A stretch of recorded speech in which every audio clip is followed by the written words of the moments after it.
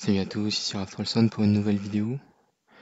Aujourd'hui, on va brièvement parler du Vortex qui a eu une petite mise à jour mercredi, qui est venu avec le chapitre 8 de la campagne, mais le chapitre 8 est un petit peu compliqué. Euh, bon, le Vortex, il a été tape jour 1, bon, et sans grande surprise. Euh, Là, ce qu'il faut juste se rappeler, c'est un petit peu comment ça s'appelle? Le setup de base. Donc pareil que sur la difficulté d'avant, alors je sais plus si c'était défieur ou challenger, une connerie comme ça. C'était quoi avant? On avait overseer. Voilà. Donc maintenant on a prancer, donc les récompenses on va pas même pas trop augmenter on va dire. Ouais, rien de plus. Donc c'est pas ouf, c'est juste un petit peu une brique à passer. Le setup est assez simple, pareil que sur Overseer. En fait, la pierre angulaire de tout le setup, ça va être Betty avec son corps. Une étoile, ça suffira. Euh, et à partir de là, ce qu'on peut imaginer, c'est juste alors, hop, on va virer tous les héros. En fait, ce qu'on peut juste imaginer sur un setup, c'est... Est-ce que ça va marcher? Hop. En fait, on a besoin d'une Betty, on a besoin d'un renard. Et après, le reste, il faut juste arriver à faire feed son corps. C'est assez bête et méchant, donc on peut imaginer tout n'importe quoi comme héros. Alors, ce qui marche bien, c'est que si on veut full control, Aspen et Jara sont plutôt pas mal. Et puis après, bah, ce qu'on veut en fait. Une reine, parce que ça reste plutôt balèze. Après, sur le reste, on s'en tamponne, on met ce qu'on veut. Euh, Vraiment, l'essentiel, c'est juste d'avoir le corps de Betty. Donc, si on... Moi, la team que j'ai utilisée ressemblait à ça, à peu près, quelque chose comme ça. On peut mettre une Freya.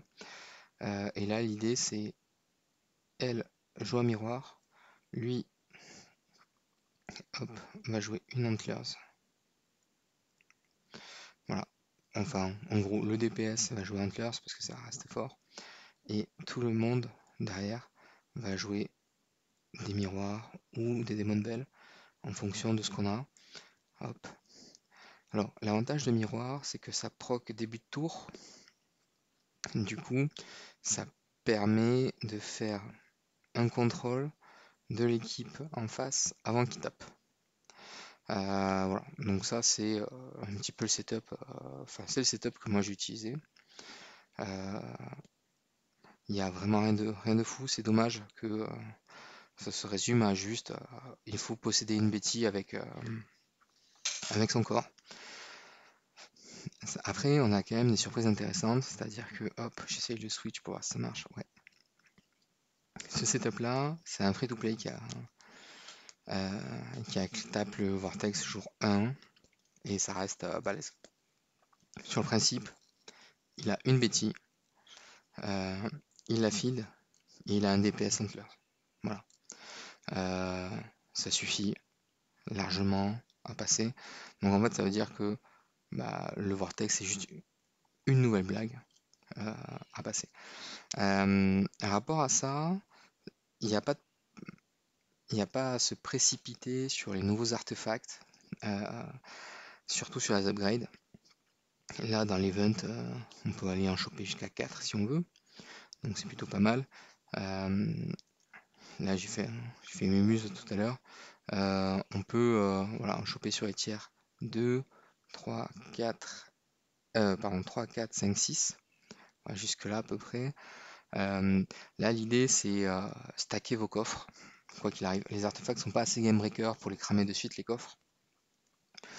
L'idée, pour faire suite à la précédente vidéo que j'avais sortie, c'est qu'on a besoin de pas mal de coffres pour que ce soit vraiment pertinent. Donc n'hésitez pas à stacker vos coffres. Si vous avez envie de vous faire plaisir, faites-le. Il n'y a vraiment pas de souci. Mais voilà, économisez. Et puis bah, le Vortex, c'est une prochaine blague pour la suite. Et accessoirement, je vais reprendre un petit peu les suivis de compte et ainsi de suite. Donc si vous êtes volontaire à chaud, n'hésitez pas à me contacter sur Discord.